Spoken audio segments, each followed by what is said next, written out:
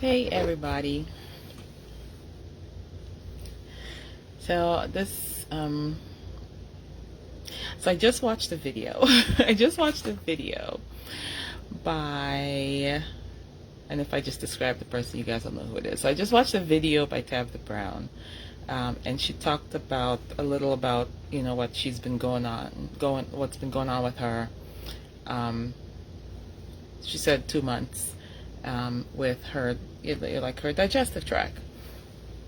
And my mind immediately went to, because I see it so much in like the wellness industry. It's like, this is good, this is bad, this doctor expert, this food is good and this food is bad. And I'm like, wow.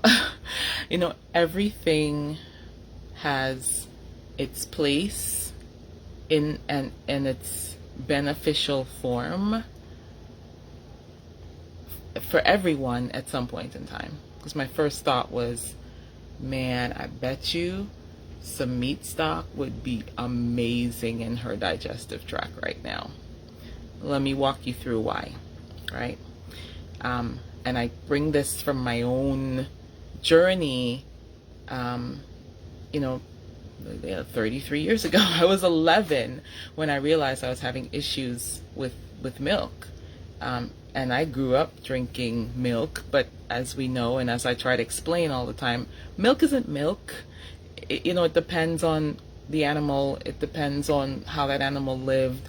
Depends on what it ate. It's like there's so many factors. Like an egg isn't an egg. A piece of steak isn't a steak. Like a carrot's not a carrot. There's so many things that can make a difference in that particular product, that particular thing.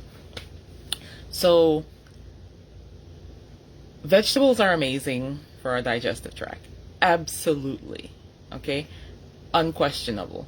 It's one of the best ways to get what's called a prebiotic, which is like the fodder that feeds the good stuff in your gut. The challenge is that when we have a hindrance in our digestive tract, which based on a lot of the emotional conflicts, a lot of our environmental toxins, food folks are raised on, just, again, so many factors, I believe most of this population, not just in the US, but in the world, has subpar digestion. And there are some things that show up when our digestive tract is not healthy. And the thing is, when the digestive tract is not healthy, it's hard to break down plant fibers. So you're eating grains or whatever, and you've got holes, technically, in your digestive tract. The spaces that are supposed to absorb the digested nutrients have gotten too big, and so now things are passing through the gut wall that wouldn't get into your system, into your bloodstream, into your rest of your body in the form they're getting into, because they're not broken down enough when they get in there. Inflammatory response, because that's not supposed to be there in that form. When you don't have good digestion, that's one of the things. One of the other things is our digestive tract has like little hair-like cilia, right? And when you don't have a healthy gut, those things aren't there. They're not functioning. They help with absorption. They help with moving things along in the gut. And when you don't have that, you lose those functions. Something else passed through my mind. I forgot. You just don't have, the microbes that live in our gut. The microbes that live in our gut, when you have, toxin exposure, and which we all do, we all have exposure to toxins to some greater degree or lesser degree, right? And depending on what you're eating.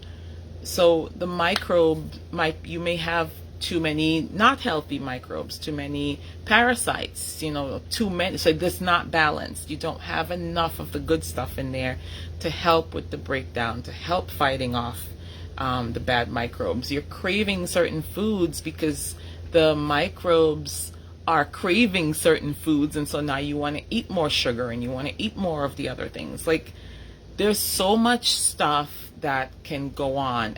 And when your gut's like that, again, it's hard to digest plant matter. So I'm not saying don't eat vegetables and whatever, but I love the program that's called GAPS. And one of the cornerstones of the GAPS program is a meat stock.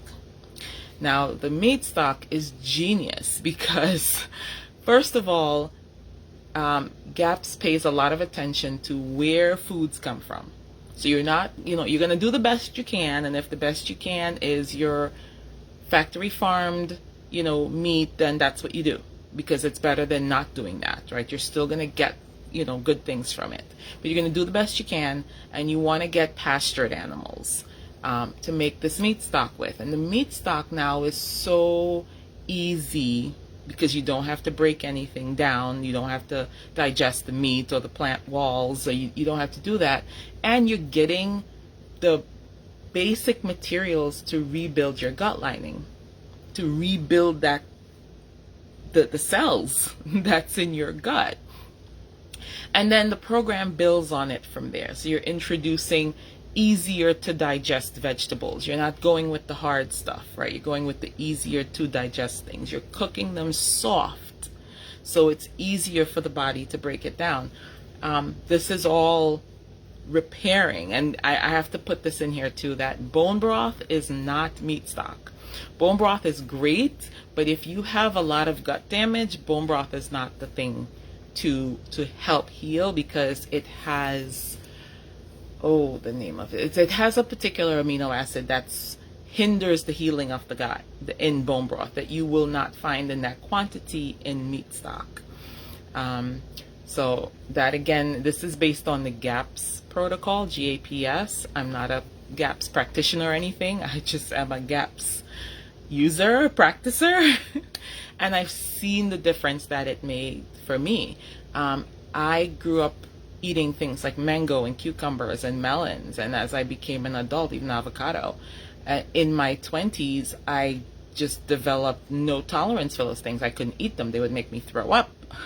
But after doing GAPS for just a few months, and I say a few months, July, I was like probably 3 months, I was able to eat things. And that's one of the things, as you repair the damage in your gut, now you can eat foods that you would have a reaction to, and you no longer have that reaction, because that reaction isn't just me eating the food and it going to my gut. Like I talked about, you've got, the spaces in the gut lining that are too big. So now foods are doing things in your body that they weren't supposed to be able to have the access to do in the first place.